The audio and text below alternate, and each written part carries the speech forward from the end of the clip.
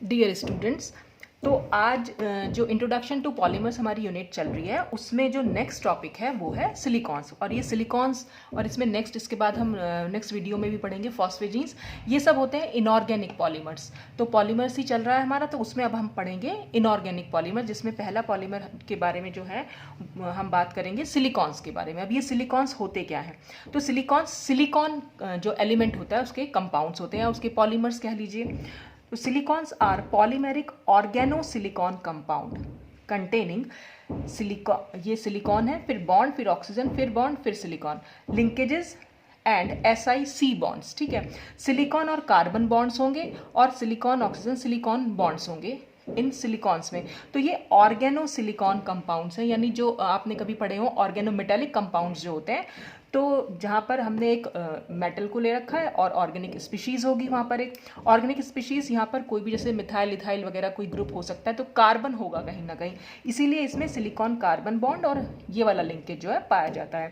They have general formula R2SiO और इसका whole X।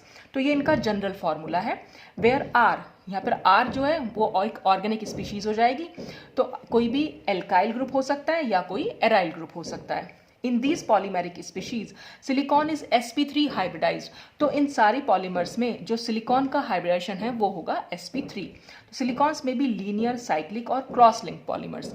तो कितने टाइप्स के हो सकते हैं? तो लीनियर हो सकते हैं, साइक्लिक हो सकते हैं या क्रॉस लिंक्ड हो सकते हैं। तो लीनियर में कैसे हम देखेंगे? लीनियर जो बिल्कुल एक चेन फॉर्म जो है इनकी बनती चली जाएगी, तो ये लीनियर सिलिकॉन्स है जिसमें ये वाली यूनिट जो है बार बार रिपीट हो रही है।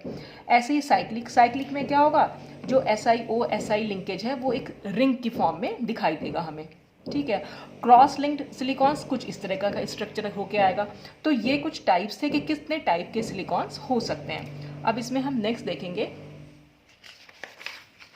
इनके प्रिपरेशन के जनरल मेथड्स क्या हैं। तो जो लीनियर पॉलीमर्स होते हैं दे कैन बी ऑब्टेन्ड, उनको हम कैसे प्राप्त कर सकते हैं? हमने ले लिया यहाँ पर डाई एल्काइल सिलिकॉन क्लोराइड। ठीक है, डाई एल्काइल, दो एल्काइल ग्रुप है और सिलिकॉन क्लोराइड हमने यहाँ पर ले लिया है। तो अब वाटर के साथ इसकी रिएक्शन करा रहे हैं। तो वाटर के साथ रिएक्शन से होगा क्या? एक्चुअल में वाटर हमारे पास 2 मोल्स हमने ले रखा है, तो हम इसको ऐसे लिख सकते हैं, ये H और OH और ये भी H और OH, हमने 2 मोल्स ले लिए हैं। यहाँ से 2 Cl हैं, ये दोनों Cl इन दोनों H के साथ HCl बनाकर निकल जाएंगे और जो ये OH ग्रुप होंगे ये इस Cl की जगह पर आ जाएगा। तो हमने वो Cl की जगह पर लगा दिया, तो हमें क्या मिला? Di hydroxy silane. ठीक है, अच्छा, या हम इसको di alkyl di hydroxy silicon भी बोल सकते हैं, कुछ भी आप इसका नाम दे सकते हैं। अच्छा, अब इसी को जो हमने डाईहाइड्रोक्सीसिलेन लिया है, इसी का अगर हम एक दूसरा मोल ले लें, यानी कि 2 मॉलिक्यूल्स इसके रिएक्ट कराएं, तो ये दोनों क्या होंगे? आपस में इनकी कंडेंसेशन रिएक्शन होगी। कंडेंसेशन रिएक्शन में क्या होता है कि यहाँ से वाटर का मॉलिक्यूल जो है निकल जाएगा। एक से हमने H ले लिया और दूसरे से हमने OH ले लिया। तो जब ये HOH निकल जाएगा तो इस सिलिकॉन और इस ऑक्सीजन के बीच में एक बॉन्ड बन जाएगा। तो ये सिलिकॉन, ये ऑक्सीजन और फिर से सिलिकॉन तो था ही। तो क्या होगा? इस तरह से हमारे पास एक कंपाउंड आ गया। अब इसी कंपाउंड को अगर हम इस जैसा कंपाउंड एक और ले लें, फिर उसको इस साथ मिला दें, फिर तीसरा ले लें, चौथा ले लें, मतलब इस टाइप के हम बहुत सारे मॉलिक्यूल्स ले लें। तो जब बहुत सारे मॉलिक्यूल्स ले लेंगे तो उसके लिए हमने यहाँ पर N लगा दिया। N का मतलब होता है ये जो हमने मॉलिक्यूल यहाँ पर लिया है इसके हमने बहुत सारे मॉलिक्यूल लिए हैं। जब हमने बहुत सारे मॉलिक्यूल लिए तो ये क्या मोनोमर की तरह एक्ट करेंगे। तो जितने भी मोनोमर्स के मॉलिक्यूल होंगे आपस में पॉलीमराइज होंगे और सब में कंडेंसेशन पॉलीमराइजेशन होगा। कंडेंसेशन पॉलीमराइजेशन में कोई ना कोई छोटी स्पीशीज निकलती जरूर है, एलिमिनेशन होता है किसी चीज़ का, जैसे यहाँ पर वाटर का एलिमिनेशन हो रहा है। तो क्या होगा? ऐसे ही हमारे पास बहुत सारे मॉलिक्यूल्स हो जाएं तो क्या होगा? आपस में वो वाटर का मॉलिक्यूल निकालते रहेंगे और आपस में जुड़ते चले जाएंगे। तो इस तरह से हमारे पास एक लीनियर सिलिकॉन जो है यहाँ पर बन के आता है। अच्छा, अगर हमें क्रॉस लिंक पॉलीमर चाहिए तो क्रॉस लिंक पॉलीमर को हम क्या करेंगे? तब हम क्या जो स्टार्टिंग कर रहे हैं हम, तो हम यहाँ पर ट्राइक्लोरोसिलेन ले लिया, यानी RSiCl3। यहाँ पे हमने डाइक्लोरोसिलेन ले लिया था।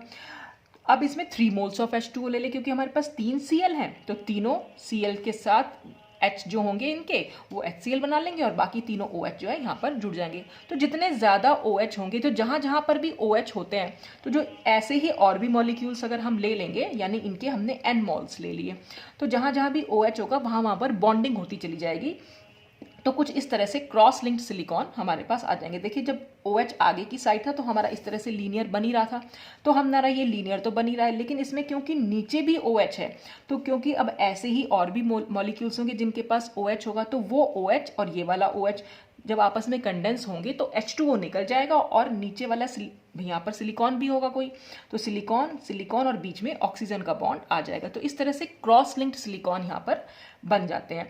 तो ये कुछ जनरल मेथड्स ऑफ प्रिपरेशन थे सिलिकॉन्स के बारे में। अच्छा, अब ये टाइप्स ऑफ सिलिकॉन्स आएगा, कितने टाइप्स के यहाँ पर हो सकते हैं। तो सबसे पहले इसमें आते हैं लिक्विड सिलिकॉन्स, या हम इनको सिलिकॉन ऑयल्स भी बोल देते हैं।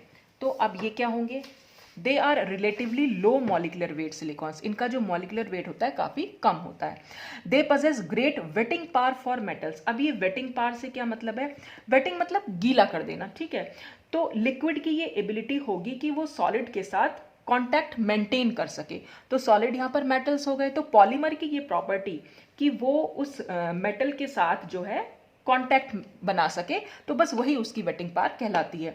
तो इनमें अच्छी वेटिंग पावर होती है, लो सरफेस टेंशन, इनका जो पृष्ठ तनाव होता है वो बहुत कम होता है, and show very small changes in viscosity with temperature.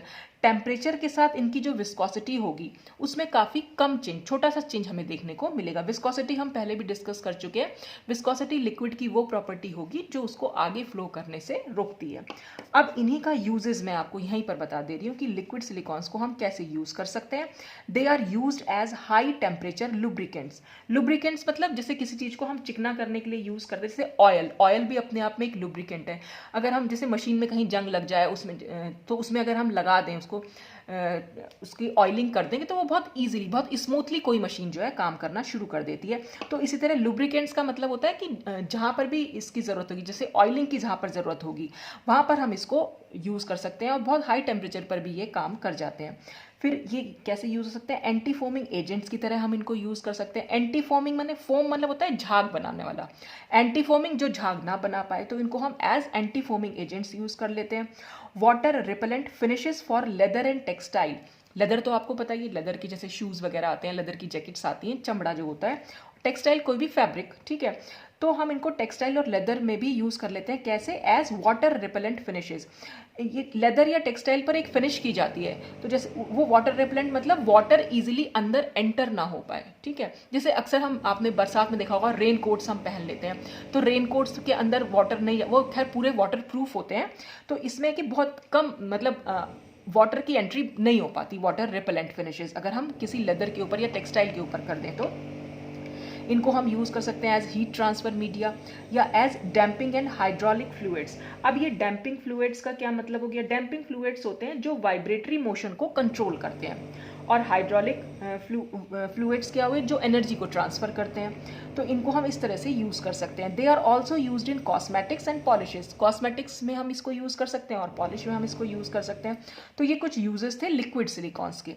फिर आती है number type second, silicone greases. अब सिलिकॉन ग्रीसेस क्या होते हैं, these are modified silicone oils. ये एक्चुअल में सिलिकॉन ऑयल्स ही हैं, लेकिन थोड़े से मॉडिफाइड हैं। क्या मॉडिफिकेशन किया गया है, obtained by adding fillers like silica, carbon black, lithium, soap etcetera.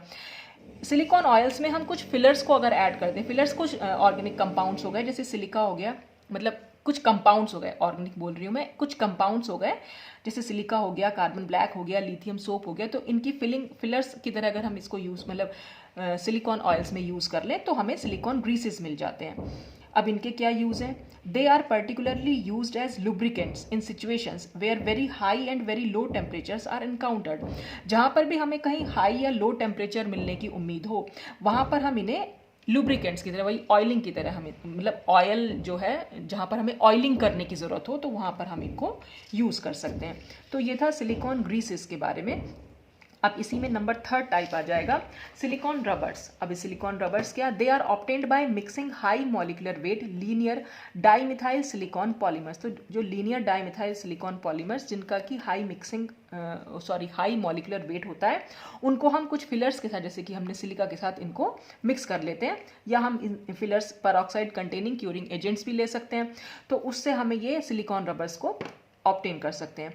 They possess exceptional resistance to prolong exposure to sunlight, weathering, dilute acid और एल्कलीज। यानी कि हम कुछ भी, कोई एसिड ले लें, कोई एल्कली ले लें, सनलाइट, तो सन बहुत देर तक अगर ये इन सब चीज़ों का इफेक्ट जो है इस पर नहीं हो पाता, तो सिलिकॉन रबर्स पर ना तो सनलाइट का इफेक्ट होगा, ना कोई एसिड, ना एल्कली का। तो कितनी भी देर तक अगर हम इनको वहाँ पर रखें, एसिड इसके ऊपर डाल के रखें, एल्कली डाल के रखें, सनलाइट या वेदरिंग, इनका कोई असर इस पर नहीं होता है। They remain flexible in the temperature range of 90 to 250 degree centigrade. तो 90 से 250 डिग्री सेंटीग्रेड के बीच में ये फ्लेक्सिबल माने लचीले रहते हैं। अब इसके क्या यूजेस हैं? As a sealing materials in search lights and in aircraft engine. Aircraft engine में सील करने के लिए हम यूज़ करते हैं। सर्च लाइट्स आप लोगों ने देखी होंगी, कई बार मूवीज़ वगैरह में दिखाते हैं कि आर्मी जहाँ पर जैसे बॉर्डर पर वहाँ पर सर्च लाइट्स यूज़ होती है, या कहीं बड़े बड़े फंक्शंस में भी बहुत सर्च लाइट्स होती हैं जो बहुत दूर तक जाती हैं, तो वो सर्च लाइट्स कहलाती हैं। देखी होंगी आप लोगों ने, शायद आप अभी ऐसे समझ ना पाए, आप गूगल कर सकते हैं तो आपको फोटो दिख जाएगी उसकी। For manufacture of tyres for fighter aircraft. तो एयरक्राफ्ट जो फाइटर एयरप्लेन्स होते हैं हमारे, उनको उनके टायर्स के मैन्युफैक्चर में भी हम सिलिकॉन रबर को यूज़ कर लेते हैं। For insulating the electric wiring in ships. जो जहाज होते हैं उनकी इलेक्ट्रिक वायरिंग को इंसुलेशन करने के लिए, यानी कि इलेक्ट्रिसिटी का बाहर प्रभाव ना पड़ पाए, तो हम इसको एज इंसुलेटिंग मटेरियल भी यूज़ कर लेते हैं। In making lubricants, paints and protective coatings for fabric finishing and water proofing. तो वाटर प्रूफ या फैब्रिक फिनिशिंग में इनकी कोटिंग अगर हम कर दें तो वो वाटर प्रूफ हो जाएगी, और फैब्रिक पर भी हम इनकी एक कोटिंग कर सकते हैं।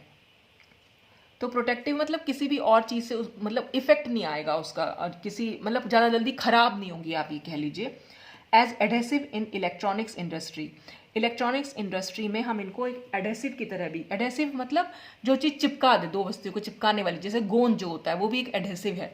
तो इनको हम कहाँ पर इलेक्ट्रॉनिक इंडस्ट्री में एडेसिव की तरह भी यूज़ कर सकते हैं, मतलब कहीं पर भी कुछ चीज़ चिपकानी हो तो हम सिलिकॉन रबर्स को यूज़ कर सकते हैं। For making boots for use at very low temperature. बहुत कम टेम्परेचर पर अगर हमें बूट्स, जो शूज़ होते हैं, लंबे लंबे जो बूट्स होते हैं, उनको बनाने के लिए भी हम सिलिकॉन रबर्स यूज़ करते हैं। For making insulation for washing machine. Washing machine के इंसुलेशन के लिए भी हम इनको यूज़ कर सकते हैं। तो ये थे सिलिकॉन रबर्स। अब इसमें लास्ट टाइप हमारा आता है सॉलिड सिलिकॉन रेजिन्स। अब ये सॉलिड सिलिकॉन रेजिन्स क्या होते हैं? They are highly cross linked silicones. ये सब क्रॉस लिंक सिलिकॉन्स होते हैं, obtained by condensing bi and tri functional silicon halides. या तो बाई फंक्शनल से मतलब 2 क्लोरीन के एटम्स होंगे, और ट्राई फंक्शनल मतलब होता है 3 क्लोरीन के एटम्स होंगे। तो ये सब क्रॉस लिंक्ड सिलिकॉन्स होते हैं। अभी हमने क्रॉस लिंक सिलिकॉन्स देखे भी थे, तो वो सॉलिड सिलिकॉन रेजिन्स बनाते हैं। दे आर थर्मोसेटिंग होंगे, possess good electrical insulating properties, electrical और इंसुलेटिंग प्रॉपर्टीज होंगी। आउटस्टैंडिंग हीट रेजिस्टेंस, माने उनमें क्या होगा, इलेक्ट्रिसिटी या हीट का कोई ज़्यादा अच्छा प्रभाव नहीं पड़ेगा। हीट रेजिस्टेंस मतलब अगर कितना भी गर्म कर लें तो बहुत जल्दी से मतलब ख़राब नहीं होंगे।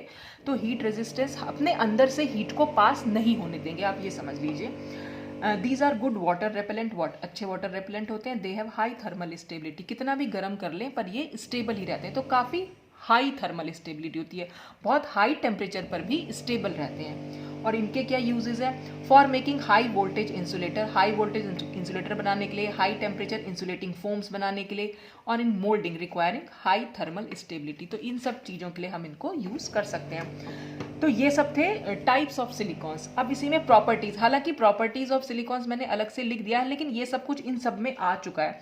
तो अगर आ जाए कि properties of silicones and usages of silicones, तो आप जो इनके अंदर जो मैंने टाइप्स आपको बताए हैं, इसी में इनकी प्रॉपर्टीज़ भी और यूजेस तो मैंने अलग से लिखवाई दी हैं। तो प्रॉपर्टीज़ मैंने अलग से भी लिख दी हैं, लेकिन ये 3-4 प्रॉपर्टीज़ हैं, आप बाकी सब इसमें से भी देख के लिख सकते हैं। जैसे कि दे हैव हाई थर्मल स्टेबिलिटी, जितने भी सिलिकॉन्स होते हैं सभी हाई थर्मल स्टेबिलिटी वाले होते हैं। आप बहुत हाई टेम्परेचर भी दे देंगे तो भी ये स्टेबल ही रहेंगे। They are also unaffected by the majority of mild chemical reagents. बहुत माइल्ड केमिकल रिएजेंट्स से भी ये अनअफेक्टेड रहते हैं, मतलब उनका कोई प्रभाव, जैसे एसिड है या एल्कली है, कोई बेस हमने ले लिया तो उनका कोई बहुत जल्दी से इन पर प्रभाव नहीं होता। Many low molecular weight silicones will dissolve in solvent such as benzene और कार्बन टेट्राक्लोराइड। बहुत सारे लो मॉलिकुलर वेट वाले सिलिकॉन्स जो होते हैं ये बेंजीन या कार्बन टेट्राक्लोराइड जैसे सॉल्वेंट्स में डिजॉल्व हो जाते हैं। All have good electrical insulating properties, सभी में अच्छी इलेक्ट्रिकल इंसुलेटिंग प्रॉपर्टी होती है, मतलब इलेक्ट्रिसिटी बहुत इसमें से पास हो ही नहीं पाती है। तो ये सब कुछ था सिलिकॉन्स जो कि इनऑर्गेनिक पॉलीमर्स थे। इसके बाद हमारा बस एक लास्ट टॉपिक बचा है फॉस्फेजीन्स, वो भी एक इनऑर्गेनिक पॉलीमर्स है, उसको हम नेक्स्ट वीडियो में डिस्कस करेंगे। तो आज के लिए बस इतना ही। Thanks for watching.